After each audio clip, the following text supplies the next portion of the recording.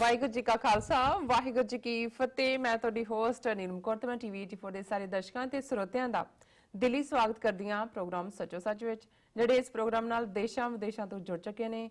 Programme ਸੱਚੋ ਸੱਚ ਦੀ ਰੂਹਾਂ doctor Amarjit Singh ji ਰੋਜ਼ਾਨਾ ਹੀ ਤਰ੍ਹਾਂ ਸਟੂਡੀਓ ਵਿੱਚ ਮੇਰੇ ਨਾਲ ਸ਼ਾਮਲ ਨੇ। ਆਉਣਾ ਮਿਲ ਕੇ ਅੱਜ ਦੀਆਂ ਅਹਿਮ ਵਿਚਾਰ ਚਰਚਾਵਾਂ ਕਰਦੇ ਹਾਂ।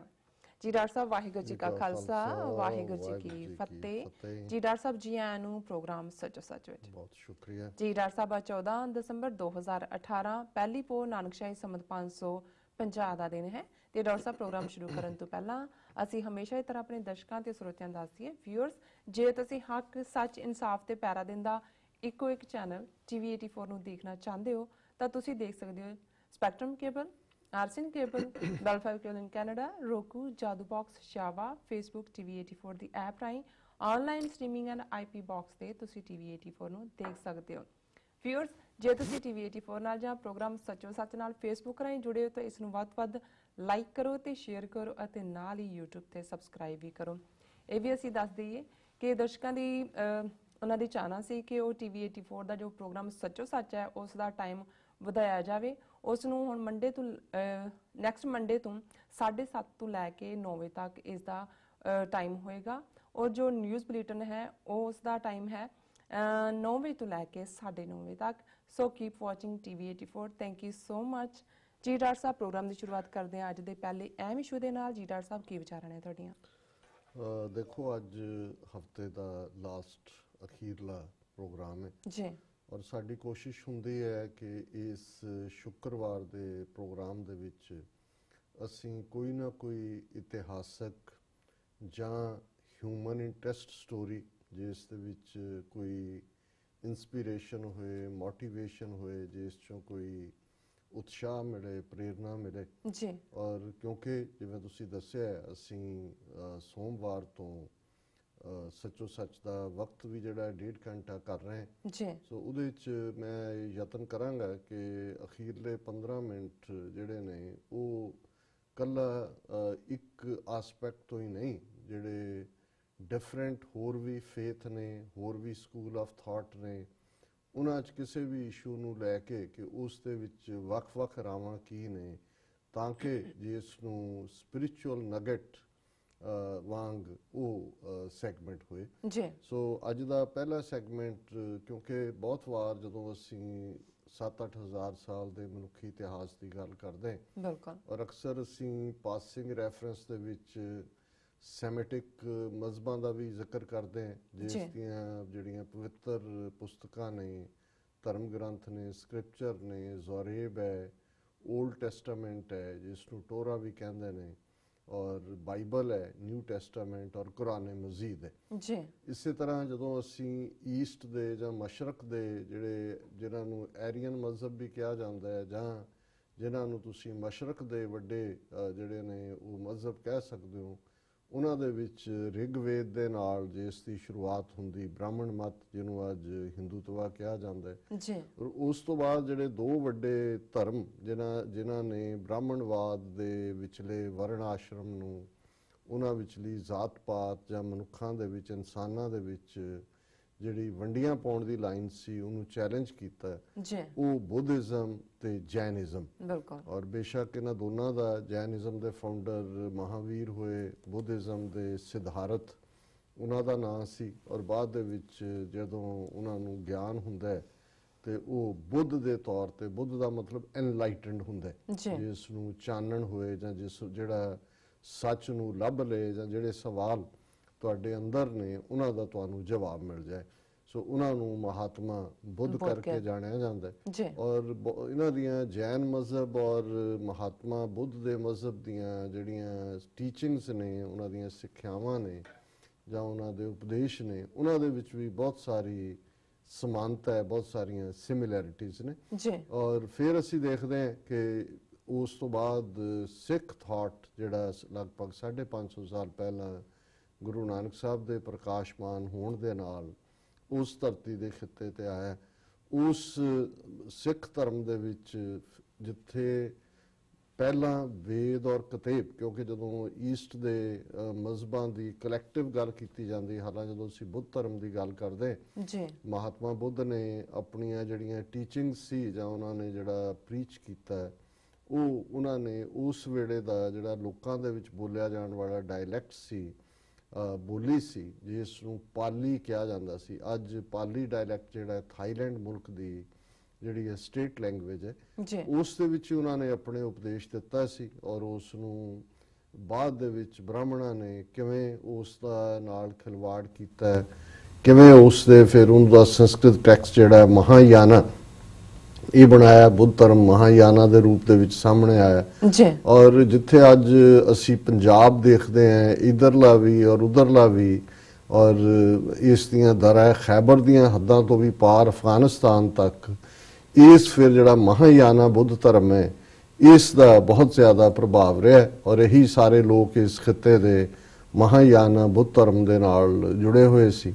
ਔਰ ਇਸ ਖਿੱਤੇ ਨੂੰ ਜਦੋਂ ਅਸੀਂ ਪੁਰਾਤਨ ਦੇਖਦੇ ਹਾਂ ਲਫ਼ਜ਼ ਇਸ ਦੇ ਲਈ, ਇਸ ਨੂੰ ਗੰਧਾਰਾ ਕਿਹਾ ਜਾਂਦਾ ਸੀ। ਸੋ ਇਹ ਗੰਧਾਰਾ ਸਿਵਲਾਈਜੇਸ਼ਨ ਵੀ ਸੀ, ਜਿਸ ਨੂੰ ਤੁਸੀਂ ਤਹਿਜ਼ੀਬ ਵੀ ਕਹਿ ਸਕਦੇ ਹੋ। ਔਰ ਬੁੱਧ ਦੀਆਂ ਜਿਹੜਾ ਬੁੱਧ ਧਰਮ ਹੈ, ਕਿਉਂਕਿ 530 ਸਾਲ ਬਿਫੋਰ ਕ੍ਰਾਈਸਟ ਬੁੱਧ ਦਾ ਜਨਮ ਹੁੰਦਾ ਹੈ, ਹੁਣ ਇਸ ਦੇ ਮੁਤਾਬਕ 2548 ਸਾਲ ਹੋ ਚੁੱਕੇ ਨੇ। ਔਰ ਇਸ ਪੀਰੀਅਡ 530 BC ਤੋਂ ਲੈ ਕੇ 5ਵੀਂ 6ਵੀਂ ਸਦੀ ਤੱਕ ਲਗਭਗ 1000 ਸਾਲ ਬੁੱਧ ਧਰਮ ਦਾ ਜਿਹੜਾ ਉਸ ਖਿੱਤੇ ਦੇ ਵਿੱਚ ਬੜਾ ਪ੍ਰਭਾਵ ਰਿਹਾ। ਜਿਹੜੀਆਂ ਉਸ ਜ਼ਮਾਨੇ ਦੀਆਂ ਦੋ ਬਹੁਤ ਇੰਟਰਨੈਸ਼ਨਲ ਪੱਧਰ ਦੀਆਂ ਯੂਨੀਵਰਸਿਟੀਜ਼ ਸਨ, ਉਹਨਾਂ ਦੇ ਵਿੱਚ ਇੱਕ ਨਾਲੰਦਾ ਔਰ ਇੱਕ ਤਕਸ਼ਿਲਾ, ਜਿਹਨੂੰ ਟੈਕਸਲਾ ਵੀ ਕਿਹਾ ਜਾਂਦਾ। ਸੋ ਨਾਲੰਦਾ ਬਿਹਾਰ ਦੇ ਵਿੱਚ ਹੈ, ਜਿਸ ਨੂੰ ਰਿਵਾਈਵ ਕਰਨ ਦੇ ਲਈ ਇਹ ਯਤਨ ਵੀ ਹੋਏ। ਔਰ ਇੱਕ ਸਟੇਜ ਤੇ ਅਮ੍ਰਿਤਿਆ ਸੈਨ ਜਿਹੜੇ ਨੋਬਲ ਲੌਰੀਏਟ ਨੇ, ਬੇਸ਼ੱਕ ਉਹਨਾਂ ਨੂੰ ਜਿਹੜਾ ਫਾਈਨੈਂਸ ਦੇ ਵਿੱਚ ਮਿਲਿਆ ਹੋਇਆ, ਲੇਕਿਨ ਉਹਨਾਂ ਨੂੰ ਉੱਥੇ VC ਵੀ ਥਾਪਿਆ ਗਿਆ ਸੀ। ਪਰ ਕਿਉਂਕਿ ਇਹ ਜਿਹੜਾ ਗਿਆ ਜਿੱਥੇ ਕਿ ਬੁੱਧ ਨੂੰ ਗਿਆਨ ਹੋਇਆ, ਔਰ ਨਾਲੰਦਾ ਸਾਰਾ ਉਸ ਦੇ ਨੇੜੇ ਤੇੜੇ ਹੈ। ਪਰ ਜਿਹੜੇ ਬ੍ਰਾਹਮਣਵਾਦ ਦੀ ਰਿਵਾਈਵਲ ਚਾਹੁੰਦੇ ਨੇ, ਜਿਹੜੇ ਵਾਪਸ ਮਨੂ ਸਮ੍ਰਿਤੀ ਨੂੰ ਐਸਟੈਬਲਿਸ਼ ਕਰਨਾ ਚਾਹੁੰਦੇ ਹੈ, ਉਹ ਕਦੇ ਵੀ ਨਹੀਂ ਚਾਹੁੰਦੇ ਕਿ ਬੁੱਧ ਜਿਹਨੇ ਕਿ ਬਨਾਰਸ ਤੋਂ ਥੋੜੀ ਦੂਰ ਖਲੋ ਕੇ, ਜਿੱਥੇ ਸਾਰਨਾਥ ਜਿਹਨੂੰ ਕਹਿੰਦੇ ਨੇ, ਜਿੱਥੇ ਉਹਨੇ ਆਪਣਾ ਪਹਿਲਾ ਉਪਦੇਸ਼ ਦਿੱਤਾ ਸੀ, ਔਰ ਉਹਨੇ ਪਹਿਲੀ ਗੱਲ ਕਹੀ ਸੀ ਕਿ ਮੈਂ ਬ੍ਰਾਹਮਣ ਕੋ ਨਹੀਂ ਮਾਨਤਾ। ਸੋ ਜ਼ਾਹਰ ਹੈ ਕਿ ਉਸਨੇ ਜ਼ਾਤ ਪਾਤ ਵੀ ਨੂੰ ਵੀ ਨਕਾਰਿਆ, ਔਰ ਬ੍ਰਾਹਮਣ ਦੀ ਡੋਮੀਨੈਂਸ, ਜਿਹੜੇ ਰਿਚੁਅਲ ਸੀ ਬ੍ਰਾਹਮਣ ਦੇ, ਉਹਨਾਂ ਸਾਰਿਆਂ ਨੂੰ ਨੈਗੇਟ ਕੀਤਾ। ਔਰ ਇਹ ਸਾਰਾ ਜਿਹੜਾ ਪੂਜਾ ਕਰਮ ਕਾਂਡ, ਇਹ ਸਾਰੇ ਨੂੰ, ਔਰ ਇਸ ਲਈ ਬ੍ਰਾਹਮਣਵਾਦ ਨੇ ਪਹਿਲੇ ਦਿਨ ਤੋਂ ਹੀ ਬੁੱਧ ਨੂੰ ਔਰ ਬੁੱਧ ਦੇ ਥਾਟ ਨੂੰ ਜਿਹੜਾ ਉਹ ਆਪਣਾ ਬਹੁਤ ਵੱਡਾ ਆਪਣੇ ਲਈ ਖਤਰਾ ਸਮਝਿਆ। ਤੇ ਇਹ ਜਿਹੜੀਆਂ ਦੋਨੋਂ ਯੂਨੀਵਰਸਿਟੀਜ਼ ਨਾਲੰਦਾ ਔਰ ਤਕਸ਼ਿਲਾ, ਨਾਲੰਦਾ ਬਿਹਾਰ ਦੇ ਵਿੱਚ ਹੈ, ਇਹਨੂੰ ਬੇਸ਼ੱਕ ਰਿਵਾਈਵ ਕਰਨ ਦੇ ਲਈ ਫੰਡ ਵੀ ਆਏ, ਔਰ ਜਾਪਾਨ, ਥਾਈਲੈਂਡ, ਬਰਮਾ, ਇਹ ਸਾਰੇ ਮੁਲਕ, ਇੰਡੋ ਚਾਈਨਾ, ਜਿੱਥੇ ਜਿੱਥੇ ਬੁੱਧ ਧਰਮ ਹੈ, ਉਹਨਾਂ ਨੇ ਪ੍ਰੋਮਿਸ ਵੀ ਕੀਤੇ ਔਰ ਸ਼ਾਇਦ ਪੈਸਾ ਦਿੱਤਾ ਵੀ। ਲੇਕਿਨ ਉੱਥੇ ਉਹਨਾਂ ਨੇ ਉਹ ਹਾਲਾਤ ਪੈਦਾ ਕਰ ਦਿੱਤੇ ਕਿ ਅਮ੍ਰਿਤਿਆ ਸੈਨ ਵੀ ਉੱਥੋਂ ਰਿਜ਼ਾਈਨ ਕਰਕੇ ਆ ਗਏ, ਉਹ ਕਦੇ ਵੀ ਨੌਨ ਸਟਾਰਟਰ ਹੈ। ਦੂਸਰਾ ਜਿਹੜੀ ਗੰਧਾਰਾ, ਜਿਸ ਨੂੰ ਅਸੀਂ ਪੰਜਾਬ ਬਾਅਦ ਦੇ ਵਿੱਚ ਸਪਤ ਸਿੰਧੂ ਜਾਂ ਫਿਰ ਪੰਜਾਬ ਨਾਂ ਪੋਪੂਲਰ ਹੋਇਆ, ਪੰਜਾਬ ਪਰਸ਼ੀਅਨ ਜ਼ਬਾਨ ਦਾ 5 ਆਬ ਫਾਰਸੀ ਦੇ ਵਿੱਚ ਪਾਣੀ ਨੂੰ ਕਹਿੰਦੇ ਨੇ, ਦਰਿਆ ਨੂੰ ਕਹਿੰਦੇ ਨੇ। ਸੋ ਗੰਧਾਰਾ ਦੇ ਵਿੱਚ ਇਹ ਜਿਹੜੀ ਤਕਸ਼ਿਲਾ ਯੂਨੀਵਰਸਿਟੀ ਦਾ ਹੋਣਾ, ਇਹ ਬਹੁਤ ਵੱਡੀ ਗੱਲ ਸੀ। ਔਰ ਅੱਜ ਵੀ ਉਸ ਦੇ ਰੈਮਨੈਂਟ ਔਰ ਉਸ ਦਾ ਬਹੁਤ ਕੁਝ ਜਿਹੜਾ ਉਹ ਸਾਂਭਿਆ ਹੋਇਆ। ਔਰ ਜਦੋਂ ਇਮਰਾਨ ਖਾਨ ਸਾਹਿਬ ਨੇ ਇਸ ਕਰਤਾਰਪੁਰ ਲਾਂਘੇ ਦੀ ਗੱਲ ਕੀਤੀ, ਉਸ ਦਾ ਸੰਗੇ ਬੁਨਿਆਦ ਰੱਖਿਆ, ਉਦੋਂ ਉਹਨਾਂ ਨੇ ਬੜੇ ਫਖਰ ਦੇ ਨਾਲ ਇਹ ਮੀਡੀਆ ਦੇ ਨਾਲ ਇੰਟਰੈਕਟ ਕਰਦਿਆਂ ਕਿਹਾ ਸੀ ਕਿ ਵੀ ਸਾਡੇ ਖਿੱਤੇ ਦੇ ਵਿੱਚ ਹੀ ਬੁੱਧ ਧਰਮ ਦਾ ਵੀ ਬਹੁਤ ਕੁਝ ਜਿਹੜਾ ਟੂਰਿਜ਼ਮ ਦੇ ਲਈ ਹੈ। ਔਰ ਇੱਕ ਵੱਡਾ ਸ਼ਾਇਦ 100 ਫੁੱਟ ਕੇ ਕਿੰਨੇ ਦਾ ਮੈਨੂੰ ਹੁਣ ਯਾਦ ਨਹੀਂ ਹੈ ਕਿ ਸਲੀਪਿੰਗ ਬੁੱਧਾ ਜਿਹੜਾ ਉੱਥੋਂ ਮਿਲਿਆ ਹੈ ਐਕਸਕੈਵੇਸ਼ਨ ਦੇ ਵਿੱਚੋਂ। ਸੋ ਜ਼ਾਹਿਰ ਤੌਰ ਦੇ ਉੱਤੇ ਇਸ ਗੰਧਾਰਾ ਰੀਜਨ ਦੇ ਵਿੱਚ ਬਹੁਤ ਸਾਰਾ ਇਫੈਕਟ ਸੀ ਬੁੱਧਿਜ਼ਮ ਦਾ। ਔਰ ਤਾਲਿਬਾਨ ਦੌਰ ਦੇ ਵਿੱਚ ਬੈਨਿਆਨ ਜਿਹੜੀ ਥਾਂ ਦੇ ਉੱਤੇ, ਜਿਵੇਂ ਤਾਲਿਬਾਨ ਨੇ 2 ਵੱਡੇ ਸਟੈਚੂ ਬੁੱਧਾ ਦੇ ਜਿਹੜੇ ਕਿ ਮਾਊਂਟੇਨ ਦੇ ਵਿੱਚ ਗ੍ਰੇਵਡ ਸੀ, ਐਨਗ੍ਰੇਵਡ ਸੀ, ਉਹ ਡਿਸਟਰੋਏ ਕੀਤੇ ਸੀ ਬਾਰੂਦ ਦੇ ਨਾਲ। ਔਰ ਮੇਰਾ ਖਿਆਲ ਹੈ ਵੀ ਉਹਨਾਂ ਦੀ ਵੀ ਜਿਹੜੀ ਹੈ ਵਾਪਸ ਉਹਨਾਂ ਨੂੰ ਰੀਸਟੋਰ ਕਰਨ ਦੇ ਲਈ ਜਾਪਾਨ ਗਵਰਨਮੈਂਟ ਔਰ ਦੂਸਰੇ ਵੀ ਇਨਵੋਲਵ ਨੇ। ਔਰ ਉਹਨਾਂ ਤੇ ਕੰਮ ਚੱਲ ਰਿਹਾ। ਜੀ। ਸੋ ਇਹ ਮੈਂ ਇਸ ਲਈ ਇਹ ਕਹਿਣਾ ਚਾਹੁੰਦਾ ਕਿ ਵੀ ਜਦੋਂ ਅਸੀਂ ਅੱਜ 550 ਸਾਲਾ ਗੁਰੂ ਨਾਨਕ ਸਾਹਿਬ ਦਾ ਪ੍ਰਕਾਸ਼ ਪੁਰਬ ਦੀ ਗੱਲ ਕਰਦੇ ਹਾਂ, ਆਲਰੇਡੀ ਕਰਤਾਰਪੁਰ ਦੇ ਲਾਂਘੇ ਨੇ ਜਿਹੜਾ ਸਿੱਖ ਥਾਟ ਨੂੰ ਜਦੋਂ ਕਰਤਾਰਪੁਰ ਦੇ ਲਾਂਘੇ ਦੀ ਗੱਲ ਦੁਨੀਆ ਭਰ ਦੇ ਵਿੱਚ ਹੋਈ, ਚਾਈਨਾ, ਅਮਰੀਕਾ ਸਭ ਵੱਲੋਂ ਵੈਲਕਮ ਹੋਇਆ ਤੇ ਜ਼ਾਹਰ ਹੈ ਕਿ ਲੱਖਾਂ ਲੋਕਾਂ ਨੇ ਇਸ ਨੂੰ ਸਰਚ ਵੀ ਕੀਤਾ ਗੂਗਲ ਇੰਜਨ ਦੇ ਉੱਤੇ ਔਰ ਦੂਸਰੀਆਂ ਸਰਚਿਸ ਰਾਹੀਂ ਕਿ ਇਹ ਕਿਹੜਾ ਧਰਮ ਹੈ, ਸਿੱਖ ਧਰਮ ਕੀ ਹੈ। ਔਰ ਹਾਲਾਂਕਿ ਅਸੀਂ ਪੰਜਵਾਂ ਵੱਡਾ ਦੁਨੀਆ ਦਾ ਧਰਮ ਹੈ, 30 ਮਿਲੀਅਨ ਦੇ ਲਗਭਗ ਸਿੱਖ ਧਰਮ ਦੇ ਵਿੱਚ ਯਕੀਨ ਰੱਖਣ ਵਾਲੇ ਲੋਕ ਨੇ ਔਰ ਸਾਡੀ ਡਿਸਟਿੰਕਟ ਪਛਾਣ ਦਸਤਾਰਾਂ ਦੇ ਨਾਲ। ਲੇਕਿਨ ਇਹਦੇ ਬਾਵਜੂਦ ਕਿਉਂਕਿ ਅੱਜ ਕੋਈ ਧਰਮ ਜਿਹੜਾ ਹੈ ਉਸ ਕਿਸਮ ਦਾ ਨਹੀਂ ਹੈ ਵਿਸ਼ਾ ਰਿਹਾ ਜਿਹੜਾ ਬਹੁਤ ਦਹਾਕੇ ਪਹਿਲਾਂ ਜਾਂ ਸਦੀਆਂ ਪਹਿਲਾਂ ਸੀ। ਯੂਰਪ ਕ੍ਰਿਸਚੀਅਨਿਟੀ ਚੋਂ ਨਿਕਲ ਗਿਆ ਔਰ ਬਹੁਤ ਸਾਰੀਆਂ ਥਾਵਾਂ ਦੇ ਉੱਤੇ ਈਵਨ ਜਿਹੜੇ ਬੁੱਧ ਧਰਮ ਦੇ ਵੱਡੇ ਸੈਂਟਰ ਸੀ, ਚਾਈਨਾ ਜਿਵੇਂ, ਉਸ ਦੇ ਵਿੱਚ ਵੀ ਨਾਸਤਿਕਤਾ ਦਾ ਬੋਲਬਾਲਾ ਹੋਇਆ। ਰਸ਼ੀਆ ਦੇ ਵਿੱਚ ਸਟਾਲਿਨ ਔਰ ਦੂਸਰੇ ਦੀ ਅਸੀਂ ਗੱਲ ਕੀਤੀ ਸੀ, ਉਹਦੇ ਜ਼ਮਾਨੇ 'ਚ ਬਹੁਤ ਸਾਰੀਆਂ ਜਿਹੜੀਆਂ ਬੁੱਧਿਸਟ ਮੋਨੈਸਟਰੀਜ਼ ਨੇ, ਮੱਠ ਨੇ, ਉਹਨਾਂ ਨੂੰ ਤੋੜਿਆ ਗਿਆ।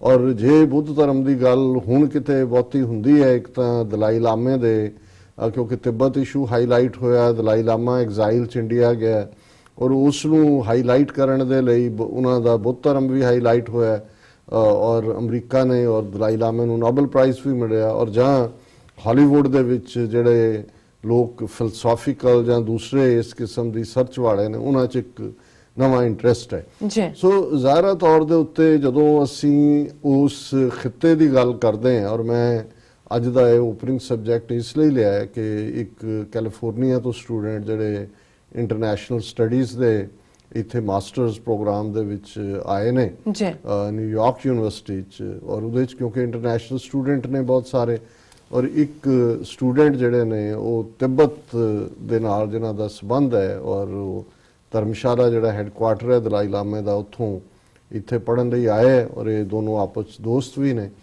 ਔਰ ਉਹਨੇ ਜਿਹੜਾ ਤਿਬਤਨ ਸਟੂਡੈਂਟ ਹੈ ਉਹਨੇ ਇੱਕ ਆਰਟੀਕਲ ਫਾਰਵਰਡ ਕੀਤਾ ਇਹ ਸਿੱਖ ਸਟੂਡੈਂਟ ਨੂੰ, ਜਿਸ ਦੇ ਵਿੱਚ ਕਿ ਸਿਮਿਲੈਰਿਟੀਜ਼ ਕੀ ਨੇ ਸਿੱਖ ਧਰਮ ਔਰ ਬੁੱਧ ਧਰਮ ਦੇ ਵਿੱਚ, ਆਪਸ ਦੇ ਵਿੱਚ ਕੀ ਸਿਮਿਲੈਰਿਟੀਜ਼ ਨੇ ਔਰ ਕਿਵੇਂ ਹੈ। ਇਹ ਇੱਕ ਆਰਟੀਕਲ ਜਿਹੜਾ ਕਿ ਇੰਡੀਅਨ ਐਕਸਪ੍ਰੈਸ ਦੇ ਵਿੱਚ 6 ਮਾਰਚ 1966 ਨੂੰ ਤਰੁੰਗੱਪਾ ਤੁਲਕੂ, ਇਹ ਉਹਨਾਂ ਦਾ ਨਾਂ ਹੈ, ਰਾਈਟਰ ਦਾ, ਸਟੂਡੈਂਟ ਹੋਏਗਾ ਇਹ ਵੀ, ਇਸ ਨੇ ਲਿਖਿਆ ਸੀ। ਔਰ ਇਸ ਨੂੰ ਜਿਹੜਾ ਇੱਕ ਇਹਨਾਂ ਦਾ ਹੋਰ ਜਿਹੜਾ ਪੈਥੀਓਨ ਇੱਕ ਵੈਬਸਾਈਟ ਹੈ ਜਿਸ ਦੇ ਉੱਤੇ ਜਿਹੜਾ ਅੱਡ-ਅੱਡ ਧਰਮਾਂ ਬਾਰੇ ਜਾਂ ਜਿਹੜੇ ਫ੍ਰੀਲੈਂਸ ਜਿਵੇਂ ਹਫਿੰਗਟਨ ਪੋਸਟ ਹੈ ਉਹ ਲਿਖਦੇ ਨੇ, ਉਸ ਦੇ ਵਿੱਚ ਵੀ ਇਹ ਪਬਲਿਸ਼ ਹੋਇਆ। ਔਰ ਇਸ ਦੇ ਹੀ ਬੇਸਡ ਇੱਕ ਹੋਰ ਸਟੂਡੈਂਟ ਨੇ ਇਹ ਲਿਖ ਕੇ why's Guru Nanak so sacred for Tibetan Buddhist, ਕਿ ਗੁਰੂ ਨਾਨਕ ਕਿਉਂ ਇੰਨੇ ਪਵਿੱਤਰ ਨੇ ਜਾਂ ਉਹਨਾਂ ਦਾ ਮੁਕਾਮ ਹੈ ਤਿਬਤੀਅਨ ਬੁੱਧਿਜ਼ਮ ਦੇ ਲਈ। ਔਰ ਫਿਰ ਇਹ ਜਿਹੜਾ ਤਰੁੰਗਪਾ ਤੁਲਕੂ ਨੇ ਇੰਡੀਅਨ ਐਕਸਪ੍ਰੈਸ ਦੇ ਵਿੱਚ ਲਿਖਿਆ ਸੀ 1966 ਦੇ ਵਿੱਚ, ਗੁਰੂ ਨਾਨਕ ਇਨ ਤਿੱਬਤ ਇਹ ਬੁੱਧਿਸਟ ਵਿਊ ਪੁਆਇੰਟ, ਕਿ ਗੁਰੂ ਨਾਨਕ ਸਾਹਿਬ ਤਿੱਬਤ 'ਚ ਗਏ ਇੱਕ ਬੁੱਧਿਸਟ ਦੇ ਵਿਊ ਪੁਆਇੰਟ ਤੋਂ।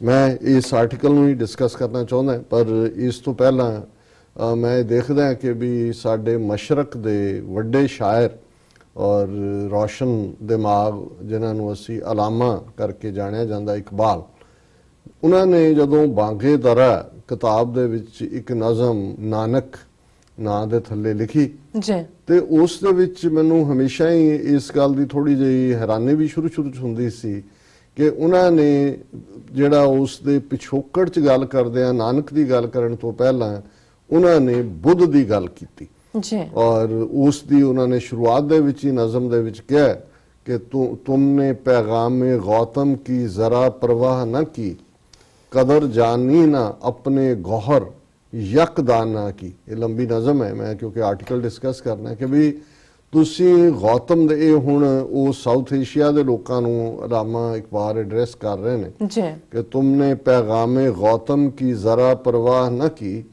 ਕਦਰ ਜਾਨੀ ਨਾ ਆਪਣੇ ਗੌਹਰ ਯਕਦਾਨਾ ਕੀ, ਕਿ ਵੀ ਤੁਸੀਂ ਗੌਤਮ ਦੇ ਸਨੇਹ ਦੀ ਪਰਵਾਹ ਨਹੀਂ ਕੀਤੀ, ਜਿਹੜਾ ਹੀਰਾ, ਜਿਹੜਾ ਇੱਕ ਯੂਨੀਕ ਜਿਹੜਾ ਥਿੰਕਰ ਵਾਈਜ਼ ਪਰਸਨ ਸੀ, ਉਸ ਦੀ ਤੁਸੀਂ ਜਿਹੜੀ ਹੈ ਕਦਰ ਨਹੀਂ ਜਾਣੀ। ਔਰ ਉਸ ਸਾਰੇ ਨੂੰ ਹੀ ਜਦੋਂ ਉਹਨਾਂ ਨੇ ਫਿਰ ਉਸ ਨੂੰ ਹੀ ਕਿਹਾ ਕਿ ਵੀ ਜਿਹੜਾ ਬੁੱਧ ਦਾ ਮੈਸੇਜ ਸੀ कि आश्कार उसने किया जो जिंदगी का राज था, हिंद को लेकिन ख्याली फलसफा पे नाज था, शमाए हक से जो मुनव्वर हो ये वो महफिल न थी, बारिशे रहमत हुई लेकिन जमी काबिल न थी। ਸੋ ਨਾਈਸ ਹੁਣ ਜਿਹੜਾ ਉਹਨਾਂ ਨੇ ਜ਼ਿੰਦਗੀ ਦਾ ਰਾਜ, ਸੀਕ੍ਰੇਟ ਆਫ ਲਾਈਫ, ਜੀ ਕਿ ਬੁੱਧ ਦੇ ਥਾਟ ਦੇ ਵਿੱਚ ਉਹ ਜ਼ਿੰਦਗੀ ਦਾ ਰਾਜ ਸੀ, ਲੇਕਿਨ ਜਿਹੜੀ ਧਰਤੀ ਦੇ ਉੱਤੇ ਵੇਦਾਂ ਦੇ ਨਾਲ ਔਰ ਬ੍ਰਾਹਮਣਵਾਦ ਦੇ ਪ੍ਰਭਾਵ ਦੇ ਥੱਲੇ ਸਿਰਫ ਤੇ ਸਿਰਫ ਸ਼ਾਸਤਰਾਰਥ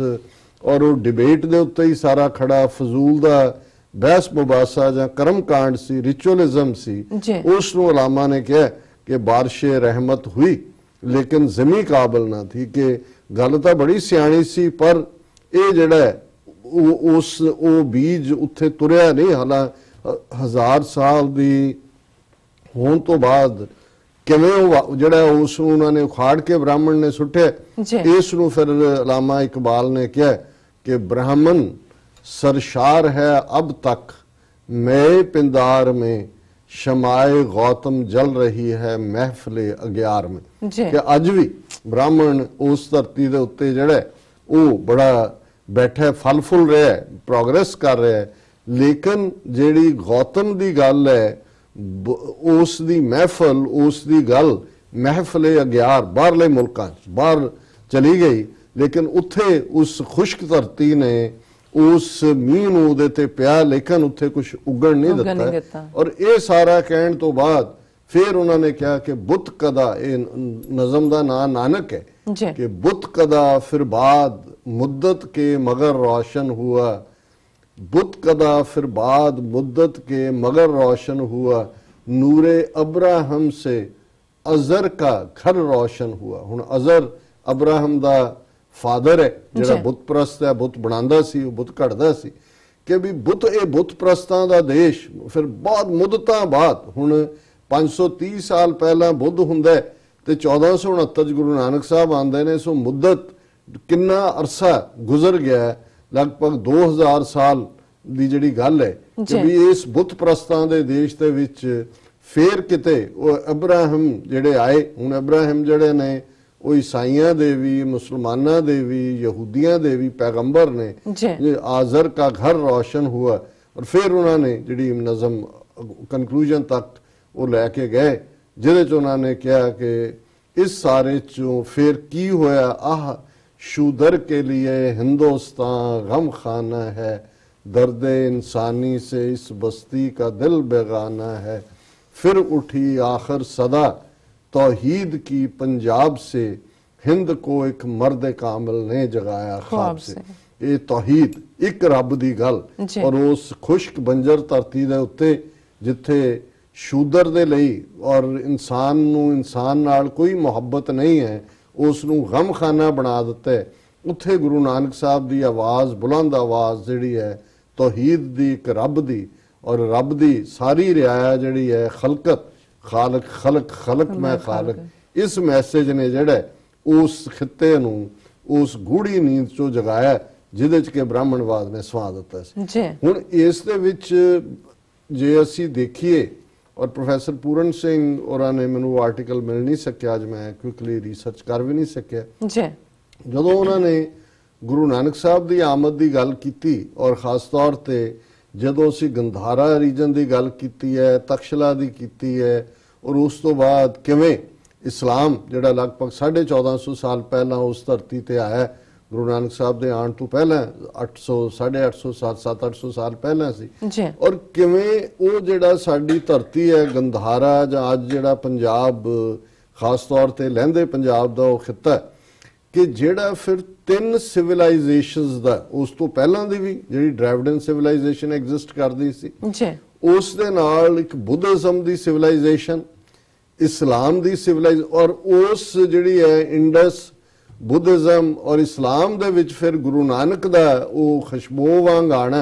सब नूं एक बराबरी और उस मैसेज नूं देना, ये एक बड़ा यूनीक गल है। और बहुत बारी रिसर्चर हिस्टोरीयंस आपो अपने ढंग नाल सोचदे ने, मैं समझदा कि भी ये वो आस्पैक्ट ने जिथे असी उस खिते दी गल करदे हैं, ਬਹੁਤ ਵਾਰੀ ਸਾਰੀ ਕਹਾਣੀ ਹਮਲਾਵਰਾਂ ਜਾਂ ਦਰਾ ਖੈਬਰ ਤੋਂ ਆਉਣ ਵਾਲੇ ਜਾਂ ਲੁੱਟ ਖਸੁੱਟ ਦੇ ਦੁਆਲੇ ਹੀ ਘੁੰਮਦੀ ਹੈ। ਜੀ ਲੇਕਿਨ ਮੈਂ ਸਮਝਦਾ ਵੀ ਉਹ ਇੰਨੀ ਅਮੀਰ ਧਰਤੀ ਹੈ ਸਾਡੀ, ਔਰ ਉਸ ਦੇ ਵਿੱਚ ਜਿਹੜਾ ਮਨੁੱਖੀ ਵਿਕਾਸ ਵੀ, ਉਸ ਸਿਵਲਾਈਜੇਸ਼ਨ ਦਾ ਵੀ, ਤਹਿਜ਼ੀਬ ਦਾ ਵੀ, ਥਾਟ ਦਾ ਵੀ, ਜੀ ਔਰ ਜੇ ਅਸੀਂ ਦੇਖੀਏ ਵੀ ਜਿੰਨੀ ਰਿਚ ਉਸ ਥਾਂ ਦੇ ਉੱਤੇ ਫਿਰ ਉਸ ਜ਼ਮੀਨ ਤੇ ਜਿਹੜੀ ਕੱਲੀ ਇਹ ਨਹੀਂ ਵੀ ਜ਼ਮੀਨ ਪਾਣੀ ਆਪ ਲੱਗਣ ਕਰਕੇ ਜਿਹੜੀ ਹੈ ਉਹ ਫਰਟਾਈਲ ਹੈ, ਜਿਹੜੀ ਫਿਲਾਸਫੀ ਦੀ ਦੁਨੀਆ 'ਚ, ਥਾਟ ਦੀ ਦੁਨੀਆ 'ਚ, ਮਜ਼ਹਬ ਦੀ ਦੁਨੀਆ 'ਚ, ਪ੍ਰੈਕਟੀਕੈਲਿਟੀ ਦੀ ਦੁਨੀਆ 'ਚ, ਫਿਰ ਔਰ ਜ਼ਬਾਨ ਦੀ ਦੁਨੀਆ 'ਚ ਜਿਹੜਾ, ਔਰ ਇਹਦੇ 'ਚ ਜਦੋਂ ਅਸੀਂ ਇਹ ਦੇਖਦੇ ਹਾਂ ਕਿ ਬੁੱਧ ਨੇ ਵੀ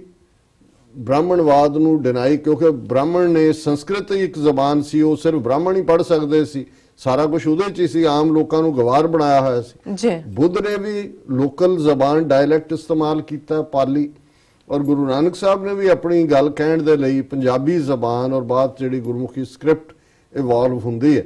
ਔਰ ਇਹ ਜਿਹੜੀ ਵੇਦਾਂ ਦੀ ਸੈਂਕਟਿਟੀ ਔਰ ਉਹ ਸਾਰੇ ਨੂੰ ਜਿਹੜਾ ਇੱਕ ਪਾਸੇ ਰੱਖ ਕੇ ਲੋਕਾਂ ਤੱਕ, ਲੋਕਾਂ ਦੇ ਨਾਮ ਜਪੋ, ਕਿਰਤ ਕਰੋ, ਵੰਡ ਛਕੋ, ਔਰ ਇਸ ਸਾਰੇ ਚੋਂ ਮੈਂ ਸਮਝਦਾ ਵੀ ਜੇ ਅੱਜ ਕਰਤਾਰਪੁਰ ਸਾਹਿਬ ਉਜਾਗਰ ਹੋਇਆ 18 ਸਾਲ ਜਿੱਥੇ ਗੁਰੂ ਨਾਨਕ ਸਾਹਿਬ ਨੇ ਆਪਣੀ ਜ਼ਿੰਦਗੀ ਦੇ ਗੁਜ਼ਾਰੇ, ਉਹਨਾਂ ਨਾਮ ਜਪੋ, ਕਿਰਤ ਕਰੋ, ਵੰਡ ਛਕੋ ਦੇ ਪ੍ਰਿੰਸੀਪਲ ਨੂੰ ਉੱਥੇ ਜਿਹੜਾ ਉਹਨਾਂ ਨੇ ਐਗਜ਼ੈਂਪਲੀਫਾਈ ਕੀਤਾ, ਉਸ ਨੂੰ ਲਾਗੂ ਕੀਤਾ।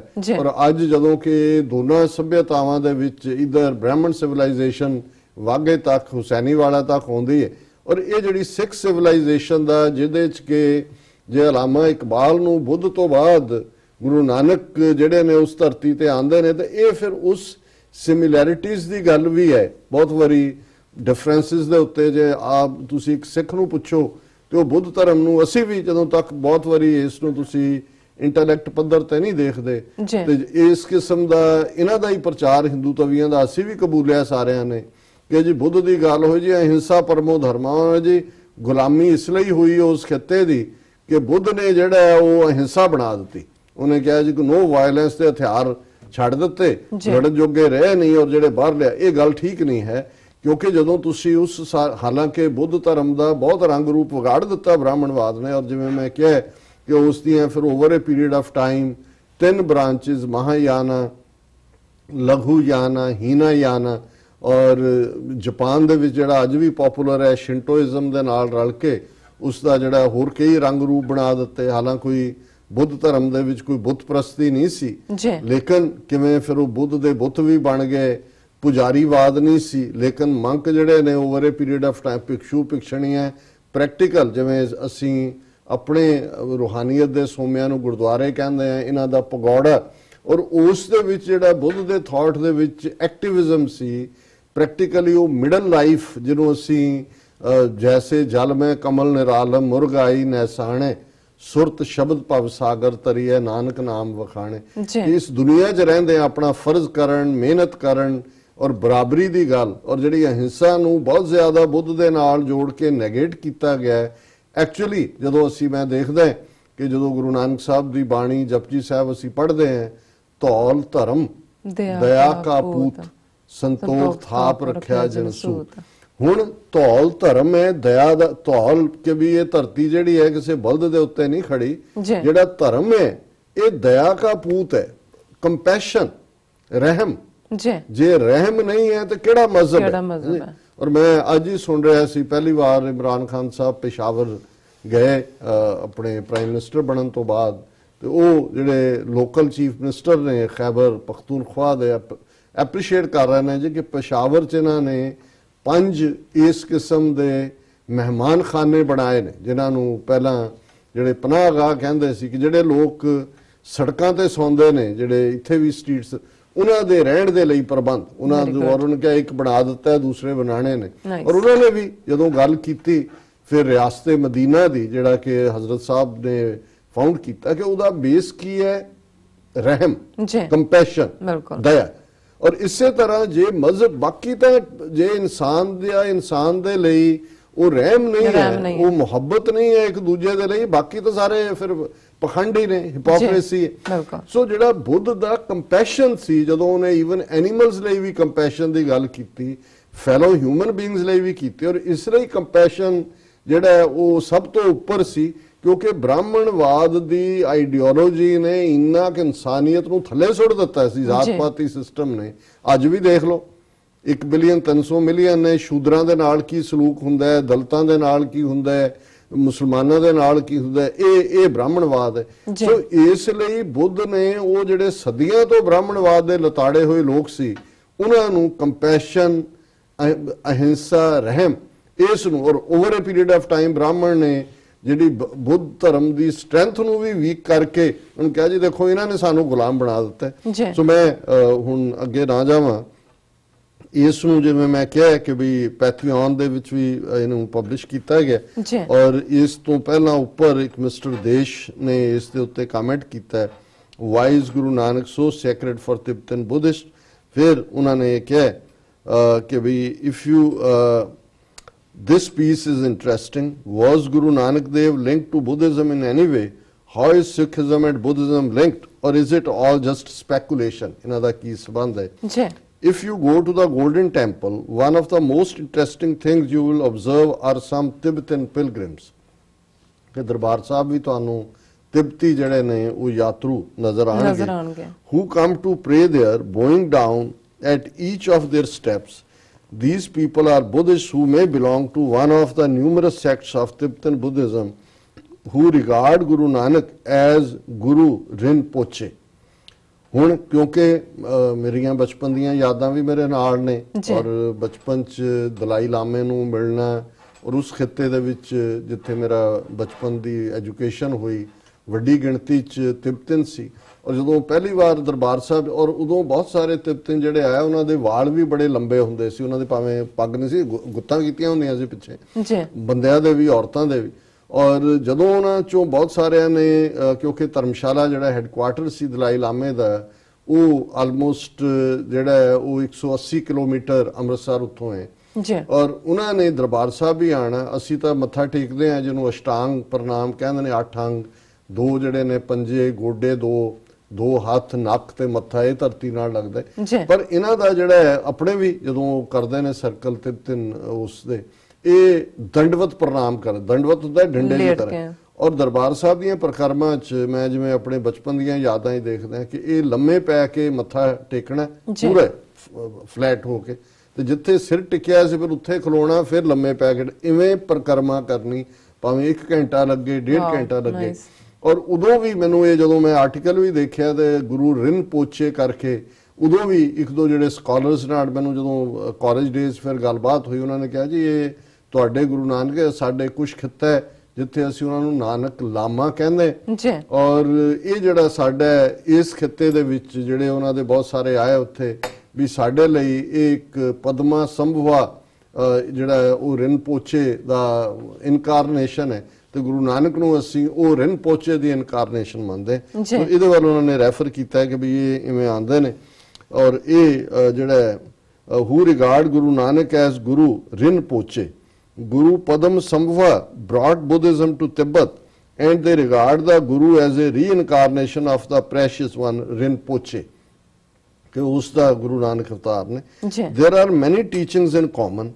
The middle path of living, the importance of congregation called Sangam or Sangat, the importance of meditation, the individual's responsibility for their destiny, even the archetypal image of the warrior monk in Gurmat, the saint soldier tradition. ਹੁਣ 2-3 ਚੀਜ਼ਾਂ ਜਦੋਂ ਮੈਂ article ਪੜ੍ਹ ਵੀ ਰਿਹਾ ਸੀ ਤੇ ਮੈਂ sir Kapoor Singh ਜਿਨ੍ਹਾਂ ਨੇ ਇਸ ਦੇ ਉੱਤੇ ਲਿਖਿਆ, ਉਹਨਾਂ ਦਾ ਓਰੀਜਨਲ ਆਰਟੀਕਲ ਤਾਂ ਨਹੀਂ ਮੈਨੂੰ ਮਿਲ ਸਕਿਆ, ਉਹਨਾਂ ਦਾ ਈਵਨ ਇਹ ਵੀ ਕਹਿਣਾ ਹੈ ਕਿ ਜਿਹੜੇ ਦੋਨੋਂ ਹੀ ਸ਼ਬਦ ਨੇ ਸਿੱਖ ਤੇ ਸਿੰਘ, ਇਹ ਪਾਲੀ ਡਾਇਲੈਕਟ ਚੋਂ ਆਏ ਨੇ। ਸਿੱਖ ਦਾ ਮਤਲਬ ਹੈ ਤੁਰਿਆ ਹੋਇਆ, ਸਿੰਘ ਦਾ ਮਤਲਬ ਹੈ ਪੁੱਗਿਆ ਹੋਇਆ। ਔਰ ਉਹਨਾਂ ਦਾ ਇਹ ਕਹਿਣਾ ਸੀ ਕਿ ਜਿਹੜਾ ਸਾਡਾ ਸ਼ੇਰ ਜਾਂ ਸਿੰਘ ਦਾ ਵੀ ਹੈ, ਔਰ ਇਹ ਸਿੰਬੋਲਿਜ਼ਮ ਹੀ ਨਹੀਂ, ਕਹਿੰਦੇ ਸੀ ਇਸ ਦਾ ਵੀ ਬੁੱਧ ਧਰਮ ਦੇ ਨਾਲ ਬੜਾ ਡੂੰਘਾ ਸੰਬੰਧ ਹੈ। ਔਰ ਮੈਂ ਕੁਦਰਤੀ ਹੁਣ ਸ੍ਰੀਲੰਕਾ ਸਾਡੇ ਸਾਊਥ ਏਸ਼ੀਆ ਦੇ, ਕਿਉਂਕਿ ਭਾਰਤ ਚੋਂ ਤਾਂ ਬੁੱਧ ਧਰਮ ਨੂੰ ਸਾਫ਼ ਕਰਤਾ ਬ੍ਰਾਹਮਣਾਂ ਨੇ, ਲੇਕਿਨ ਸ੍ਰੀਲੰਕਾ ਦਾ ਜਿਹੜਾ ਆਫੀਸ਼ੀਅਲ ਧਰਮ ਹੈ ਉਹਨਾਂ ਦੀ ਭਾਵੇਂ ਜਿਹੜਾ ਟ੍ਰਾਈਬ ਮੈਜੋਰਿਟੀ ਚਾਹੇ ਰੇਸ ਉਹ ਸਿੰਹਾਲੀਜ਼ ਹੈ।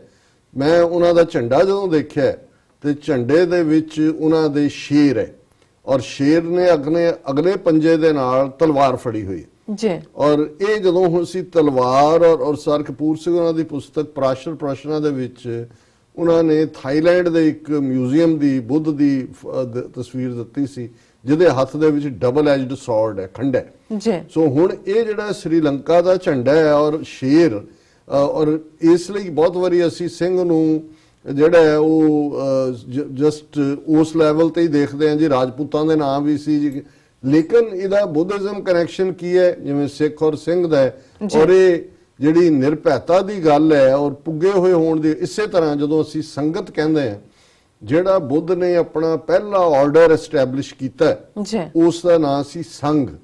ਸੋ ਸੰਘ ਤੋਂ ਹੀ ਜਿਹੜਾ ਸੰਗਤ ਦਾ ਵੀ ਜਿਹੜਾ ਉਹ ਜੁੜਦਾ, ਔਰ ਇਹੀ ਇਹਦੇ ਚ ਉਹਨੇ ਰੈਫਰ ਕੀਤਾ ਕਿ ਵੀ ਕਿਵੇਂ ਮਿਡਲ ਪਾਸਟ ਹੈ, even destiny, even the archetypal images of the warrior monk and saint soldier ਦਾ concept Sikhi the. Sikhs equally have great reverence for Buddhist teachers. It is a matter of no small pride that a Sikh escorted the Dalai Lama to India when he exiled Tibet. ਇਹ ਮੇਰਾ ਖਿਆਲ ਰਾ operation ਸੀ ਇਹਨੂੰ ਕੱਢਣਾ ਦਲਾਈ ਲਾਮੇ ਨੂੰ, ਤੇ ਉਸ ਵੇਲੇ ਕੋਈ ਹੁਣ ਮੈਨੂੰ ਨਹੀਂ ਪਤਾ ਵੀ ਕਿਹਨੂੰ ਰੈਫਰ ਕਰ ਰਿਹਾ, ਬਟ ਜ਼ਾਹਰ ਹੈ ਕਿ ਵੀ ਕੋਈ ਹੈ ਇਹ ਰਾ ਔਰ CIA ਨੇ ਟੁਗੈਦਰ ਆਪਰੇਸ਼ਨ ਕਰਕੇ 1959 ਚ ਦਲਾਈ ਲਾਮੇ ਨੂੰ ਤਿੱਬਤ ਚੋਂ ਲਿਆਂਦਾ ਸੀ।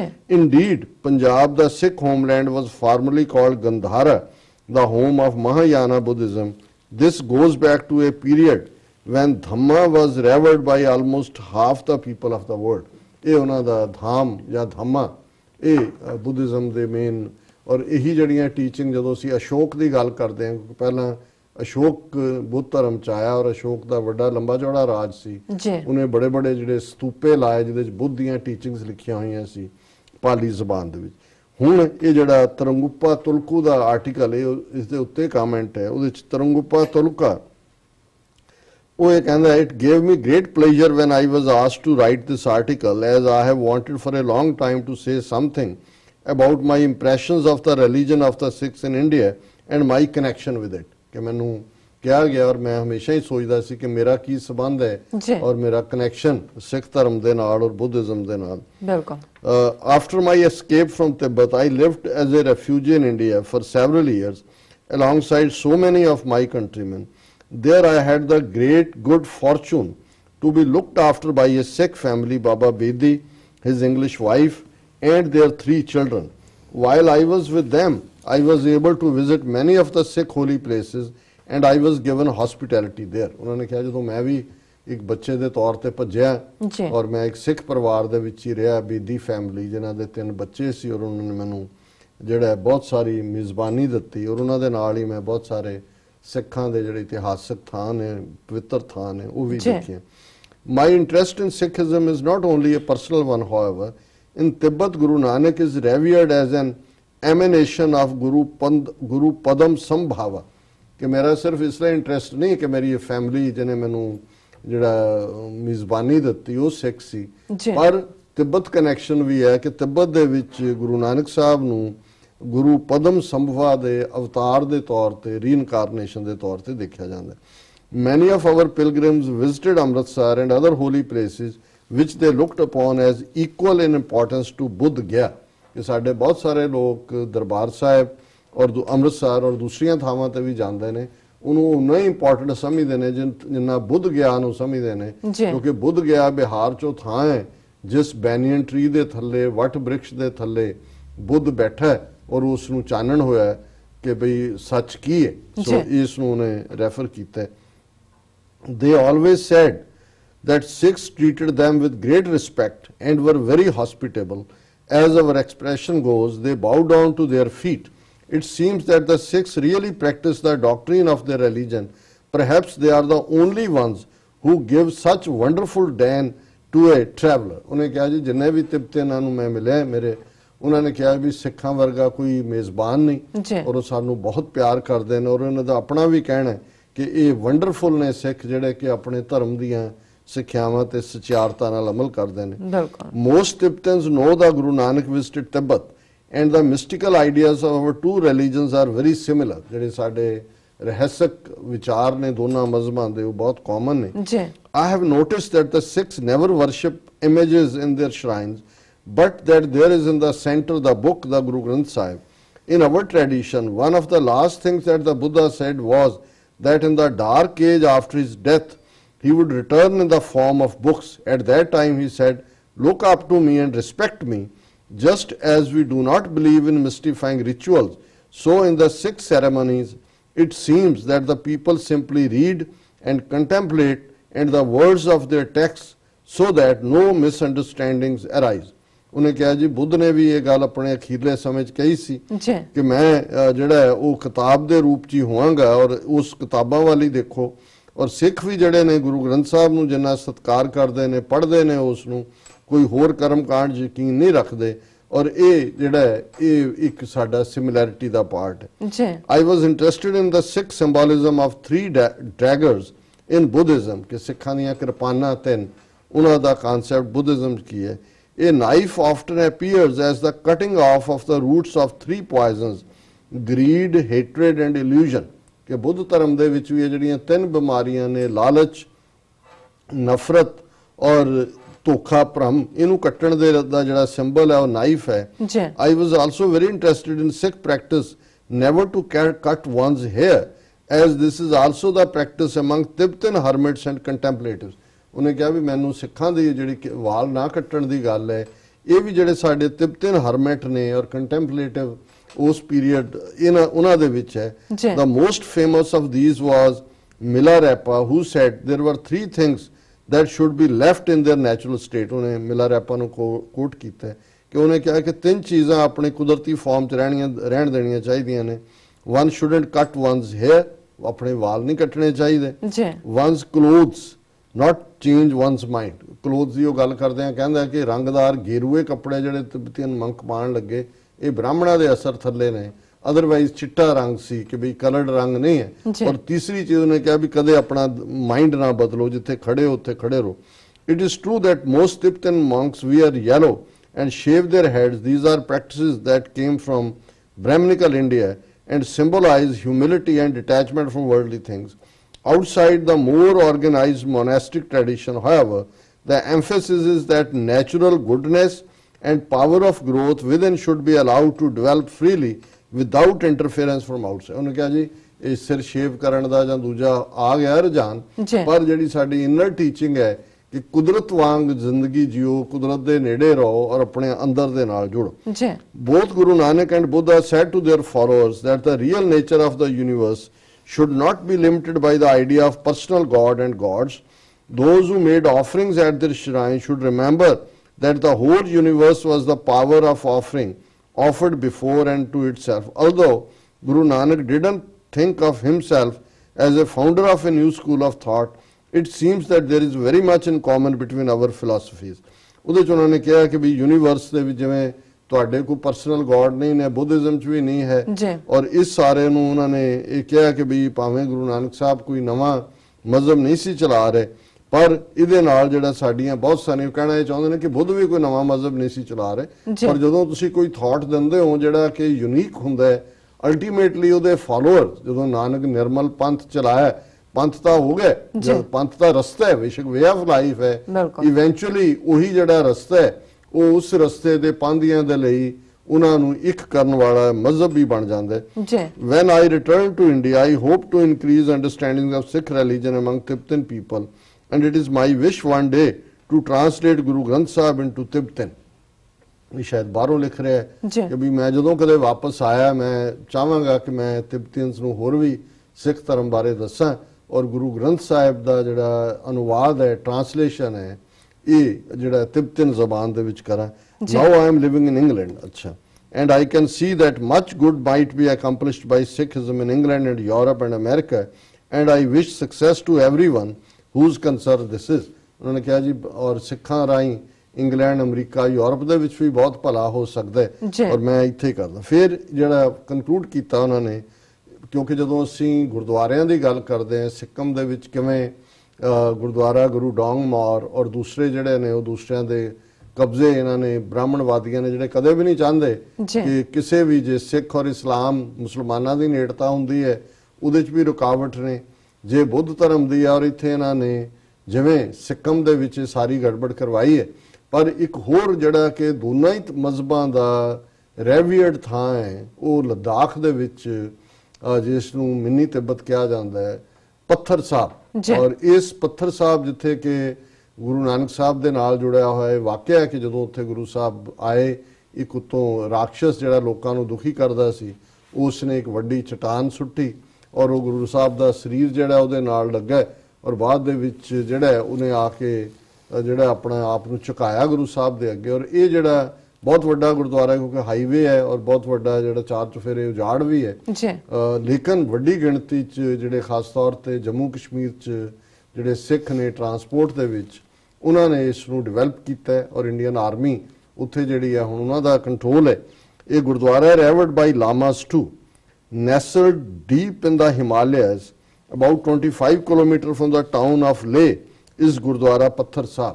ਇਹ ਲੇਹ ਤੋਂ 25 ਕਿਲੋਮੀਟਰ ਦੂਰ ਹੈ।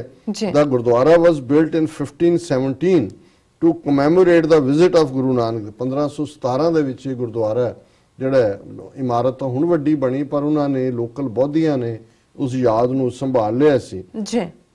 It is believed that Guru Nanak Dev reached Leh via Sikkim, Nepal, Tibet and Yarkand। ਕਿ ਗੁਰੂ ਸਾਹਿਬ ਇੱਥੋਂ ਹੁੰਦੇ ਹੋਏ ਲੇਹ 'ਚ ਪਹੁੰਚੇ। The place is revered by both the local lamas and Sikh Sangat। Currently the army is looking after the Gurdwara। As per a legend, there lived a wicked demon who terrorized the people in। ਔਰ ਜਿਹੜੇ ਸਾਡੇ ਦਰਸ਼ਕ ਨੇ ਉਹ screen ਤੇ ਗੁਰਦੁਆਰਾ ਪੱਥਰ ਸਾਹਿਬ ਦੀਆਂ ਤਸਵੀਰਾਂ ਦੇਖ ਰਹੇ ਨੇ ਕਿ ਵੀ ਇੱਕ ਡੀਮਨ ਜਿਹੜਾ ਉਹ ਲੋਕਾਂ ਨੂੰ ਡਰਾਉਂਦਾ ਸੀ।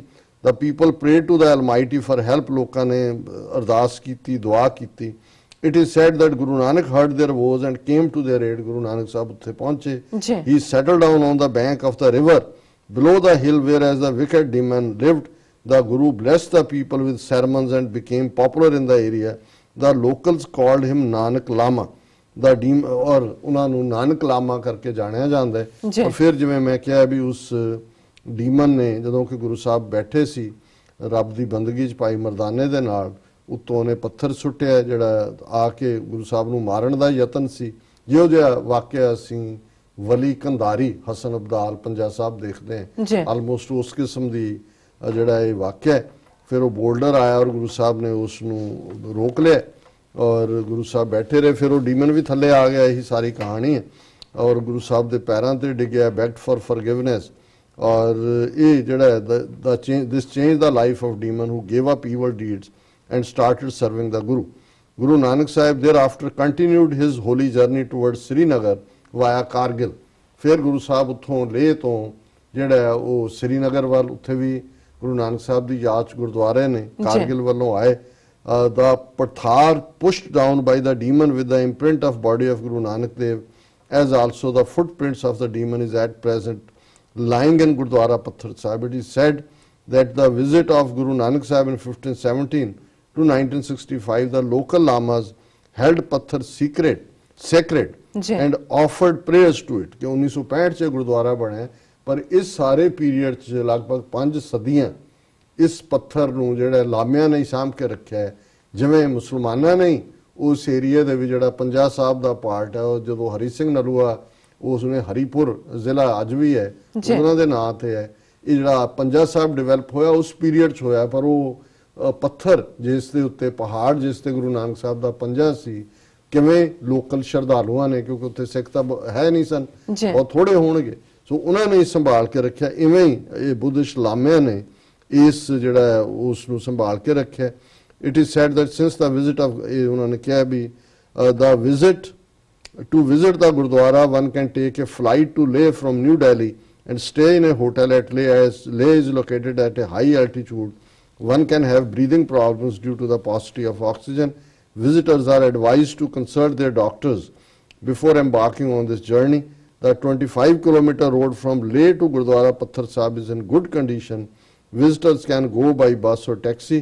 The Gurdwara Sahib is located next to the road। ਇਹ ਉਹਨਾਂ ਨੇ ਟਿਪਸ ਦਿੱਤੀਆਂ ਕਿ ਜਿਹੜਾ ਲੇਹ ਜਾਂਦਾ ਹੈ ਫਲਾਈ ਕਰਕੇ ਜਾ ਸਕਦਾ ਹੈ, 25 ਕਿਲੋਮੀਟਰ ਹੈ ਔਰ ਉੱਥੇ ਆਕਸੀਜਨ ਦੀ ਕਮੀ ਹੁੰਦੀ ਹੈ, ਉਹਦਾ ਪ੍ਰਬੰਧ ਹੋਏ। ਸੋ ਮੈਂ ਸਮਝਦਾ ਵੀ ਇਹ ਸਾਡੇ ਲਈ ਬੜਾ ਜ਼ਰੂਰੀ ਹੈ ਕਿ ਅਸੀਂ ਸਮਝੀਏ ਇਹੀ ਗੁਰੂ ਨਾਨਕ ਸਾਹਿਬ ਦੀਆਂ ਟੀਚਿੰਗਸ ਨੇ। ਜਬ ਲਗ ਦੁਨੀਆ ਰਹੀ ਹੈ ਨਾਨਕ ਕਿਛ ਸੁਣੀਏ ਕਿਛ ਕਹੀਏ। ਸੋ ਗੁਰੂ ਨਾਨਕ ਸਾਹਿਬ ਆਪਣੇ ਜੀਵਨ ਕਾਲ ਦੇ ਵਿੱਚ ਹਰ ਉਸ ਥਾਂ ਤੇ, ਜੋ ਬੇਸ਼ੱਕ ਮੱਕਾ ਸੀ, ਬਗਦਾਦ ਸੀ, ਮਾਨਸਰੋਵਰ ਤਿੱਬਤ ਸੀ, ਬੁੱਧਿਜ਼ਮ ਦੇ ਸੈਂਟਰ ਸੀ, ਬ੍ਰਾਹਮਣਾਂ ਦੇ ਜਗਨਨਾਥਪੁਰੀ, ਈਵਨ ਰਾਮੇਸ਼ਵਰਮ ਸ੍ਰੀਲੰਕਾ, ਜਿੱਥੇ ਜਿੱਥੇ ਬਾਬਾ ਪੈਰ ਧਰੇ ਪੂਜਾ ਆਸਨ ਥਾਪਨ ਸੋਇਆ। ਸੋ ਇਹ ਸਾਡਾ ਪਹਿਲਾ ਸੈਗਮੈਂਟ। ਜੀ ਡਾਕਟਰ ਸਾਹਿਬ, ਤੁਹਾਡਾ ਬਹੁਤ ਬਹੁਤ ਸ਼ੁਕਰੀਆ। ਨੋ ਡਾਊਟ ਕਿ ਗੁਰੂ ਨਾਨਕ ਸਾਹਿਬ ਜੀ ਮਨੁੱਖਤਾ ਦੇ ਰਹਿਬਰ ਰਹੇ ਨੇ, ਰਹਿਣਗੇ ਔਰ ਹੈ ਵੀ ਨੇ। ਔਰ ਡਾਕਟਰ ਸਾਹਿਬ, ਅਸੀਂ ਜੋ ਰਹਿੰਦੇ ਇਸ਼ੂ ਨੇ ਉਹ ਆਪਾਂ ਬ੍ਰੇਕ ਤੋਂ ਬਾਅਦ ਡਿਸਕਸ ਕਰਦੇ ਹਾਂ। ਇੱਥੇ ਲੈਣੇ ਆ ਬ੍ਰੇਕ ਤੋਂ ਪਹਿਲਾਂ ਅਸੀਂ ਆਪਣੇ ਦਰਸ਼ਕਾਂ ਤੇ ਸਰੋਤਿਆਂ ਨੂੰ ਅਪੀਲ ਤੇ ਬੇਨਤੀ ਕਰਦੇ ਹਾਂ। ਵਿਊਅਰਸ, ਜਿਸ ਤਰ੍ਹਾਂ ਕਿ ਤੁਸੀਂ ਜਾਣਦੇ ਹੋ ਕਿ TV 84 ਇੱਕ ਪੰਥਕ ਚੈਨਲ ਹੈ। TV 84 ਸਿੱਖਾਂ, ਕਸ਼ਮੀਰੀਆਂ ਤੇ ਭਾਰਤੀਆਂ ਨੌਰਥ ਈਸਟ ਸਟੇਟਾਂ ਦੇ ਲੋਕਾਂ ਦੇ ਸਵੈ ਨਿਰਣੇ ਦੇ ਹੱਕਾਂ ਦਾ ਹਾਮੀ ਹੈ। ਅਸੀਂ ਚਾਹਾਂਗੇ ਕਿ ਤੁਸੀਂ TV 84 ਦੀ ਚੜ੍ਹਦੀ ਕਲਾ ਲਈ ਵੱਧ ਤੋਂ ਵੱਧ ਡੋਨੇਟ ਕਰੋ। ਡੋਨੇਟ ਕਰਨ ਲਈ ਸਾਡੀ ਵੈਬਸਾਈਟ tv84.tv ਤੇ ਜਾ ਕੇ ਪੇਪਲ ਦੀ ਵਰਤੋਂ ਕਰਕੇ ਵਨ ਟਾਈਮ ਡੋਨੇਟ ਕਰ ਸਕਦੇ ਹੋ, ਮੰਥਲੀ ਡੋਨੇਟ ਵੀ ਕਰ ਸਕਦੇ ਹੋ। ਤੁਸੀਂ TV 84 ਦੇ ਨਾਮ ਤੇ ਚੈੱਕ ਬਣਾ ਕੇ ਸਾਨੂੰ ਮੇਲ ਵੀ ਕਰ ਸਕਦੇ ਹੋ। ਸਾਡੇ ਇਸ ਪਤੇ ਤੇ 36-01 37th ਐਵਨਿਊ, ਲੌਂਗ ਆਈਲੈਂਡ ਸਿਟੀ, ਨਿਊਯਾਰਕ 11101 USA, ਜਾਂ ਫਿਰ ਤੁਸੀਂ ਸਾਨੂੰ ਫੋਨ ਰਾਹੀਂ ਵੀ ਸੰਪਰਕ ਕਰ ਸਕਦੇ ਹੋ। ਸਾਡੇ ਫੋਨ ਨੰਬਰ ਤੇ 5164060694। Thank you so much viewers. ਵਿਚਾਰਾਂ ਦਾ ਸਿਲਸਿਲਾ ਇਸ ਤਰ੍ਹਾਂ ਚੱਲਦਾ ਰਹੇਗਾ। ਮਿਲਦੇ ਹਾਂ ਛੋਟੇ ਜਿਹੇ ਵਕਫੇ ਤੋਂ ਬਾਅਦ।